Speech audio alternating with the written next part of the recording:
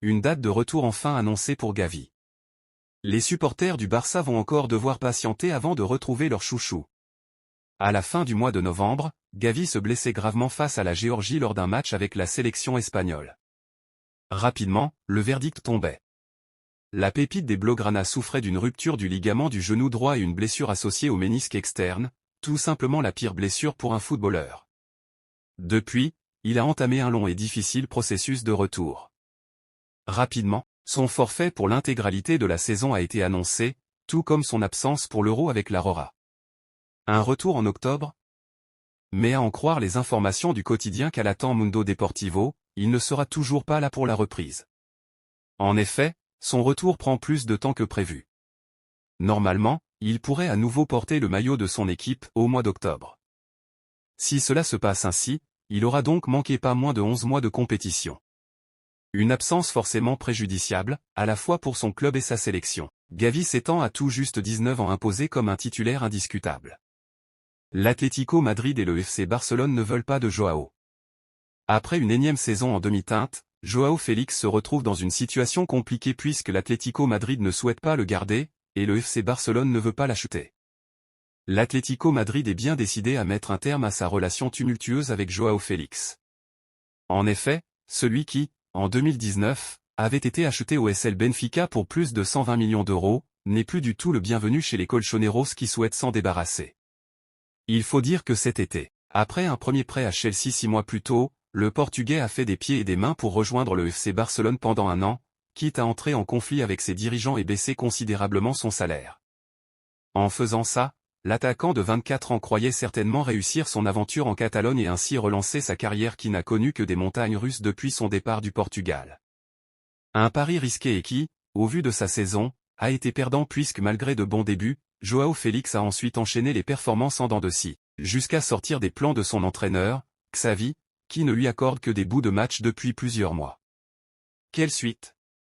Selon les informations du quotidien espagnol Mundo Deportivo, le FC Barcelone n'est pas enclin à l'acheter, surtout au prix fixé par l'Atlético, qui demande environ 60 millions d'euros. Seul un nouveau prêt pourrait être envisagé, ce que les Madrilènes refusent catégoriquement. Ces derniers préfèrent couper les ponts définitivement avec l'international portugais qui, entre autres polémiques, s'est montré très critique envers Diego Simeone et son style de jeu en interview, et qui n'a pas hésité à célébrer ses 2 buts marqués face à eux cette saison. Joao Félix est donc confronté à un problème de taille puisqu'à l'heure actuelle, ni le Barça ni l'Atlético ne veulent de lui. Pas de retour au Barça, Ansu Fati va s'envoler pour. Ansu Fati, actuellement prêté à Brighton pour rebondir, peine à retrouver son meilleur niveau. Les chances de le voir revenir au FC Barcelone semblent minces, d'autant plus que le club serait ouvert à son départ, notamment pour renflouer ses finances.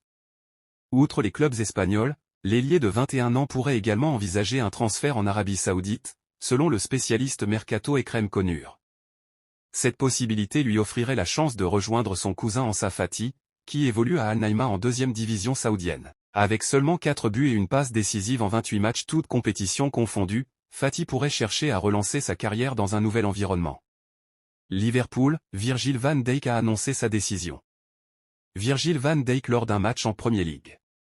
En fin de contrat dans un an, Virgil van Dijk n'avait pas fermé la porte à un départ. D'autant plus avec la fin de l'ère Jürgen Klopp. Le Borussia Dortmund a d'ailleurs coché son nom pour cet été. Mais les marsupiaux devront revoir leur plan car le Néerlandais s'est décidé. Il va poursuivre l'aventure au sein du club de la Mersey comme il l'a confié lors d'un entretien accordé à la BBC.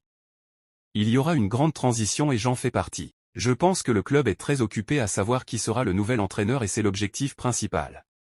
Comme je l'ai dit, je suis très heureux ici, j'aime le club et ça se voit, cela fait déjà partie de ma vie, Liverpool, et c'est tout ce que je peux dire. Il y aura beaucoup de changements à venir et je ne dirais pas qu'effrayant est le bon mot, mais ce qui va se passer maintenant est assez intéressant et excitant. Il évoluera sous les ordres d'Arne Slot après avoir tout donné avec Klopp. Je suis très fier d'avoir joué pour lui, de m'être battu pour le club et pour lui. Ce sera émouvant le dernier jour, mais parfois cela fait partie de la vie. Il se passe beaucoup de choses en coulisses, mais nous nous concentrons sur les jours de match. Nous voulons performer pour remporter les 6 derniers points. Et offrir de beaux adieux à Klopp. Le Barça connaît le prix à payer pour Nico Williams. Nico Williams. pur produit de la formation basque de l'Athletic Bilbao, Nico Williams, 21 ans, pourrait bel et bien quitter son club cet été. Le Barça a fait de l'ailier gauche une de ses priorités pour le prochain mercato. Mais toujours soumis à des restrictions budgétaires, les Catalans ne pourront pas faire de folie. Selon Mundo Deportivo, le prix initialement annoncé pour l'Espagnol est plus élevé. Sa clause libératoire ne serait pas de 50 millions d'euros mais plutôt autour des 60, ce qui pourrait refroidir la direction barcelonaise. Le Barça ne veut pas dépenser autant en raison de ses problèmes financiers. Deco, le directeur sportif du club culé, a aussi en tête de recruter un milieu de terrain et ce transfert pourrait compromettre ses plans.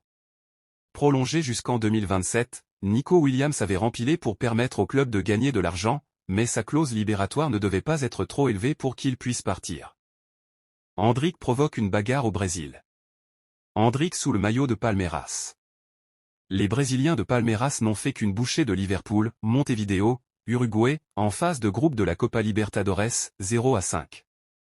Si le club de Sao Paulo a fait un grand pas vers la qualification en un /8 de finale grâce à ce succès, Endrick a, quant à lui, beaucoup fait parler après le match. En effet, le futur joueur du Real Madrid a créé la polémique en célébrant à la manière de King Kong, en se tapant les poings sur le torse. Ce qui n'a pas plu aux Uruguayens, qui se sont sentis offensés. Tout cela a causé une bagarre. Ils pensaient que c'était une provocation, mais j'ai réussi à leur parler en espagnol. J'aime le film Kong, c'est tout, a déclaré le jeune ailier brésilien à la suite du match. Outre cette controverse, Endrick a réalisé une belle performance à Montevideo avec un but et une passe décisive.